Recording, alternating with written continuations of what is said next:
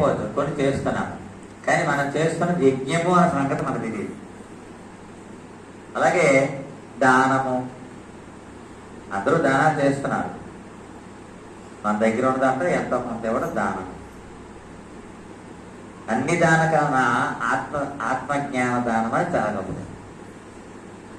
మీరు ఎవరినైనా గ్రంథాలయంలో ప్రతిరోజు ధ్యానం జరుగుతున్నదని తీసుకొచ్చి కూర్చోపెట్టారనుకోండి, అంతకన్నా గొప్ప దానం ఏదీ లేదు. ఇది గుర్తుంచుకోండి. మీరు మరొక వ్యక్తికి ధ్యానం నేర్పడానికి ఇక్కడ తీసుకొచ్చి కూర్చోబెట్టారనుకోండి, అది గొప్ప గొప్ప దానం. ఇక్కడికి వచ్చి ఈ కార్యక్రమం నిర్వహించడం అనేది గొప్ప యజ్ఞం. యజ్ఞము అంటే అన్నీ వేసి సమిధిలో వేసి నెయ్యి వేసి చేసే యజ్ఞం పేరు, కానీ ఇది గొప్ప యజ్ఞం. దీని ద్వారా మనం ఎన్ని పొందాలో అందులో ఉన్నాయి. ఇదే ఒక తపస్సు.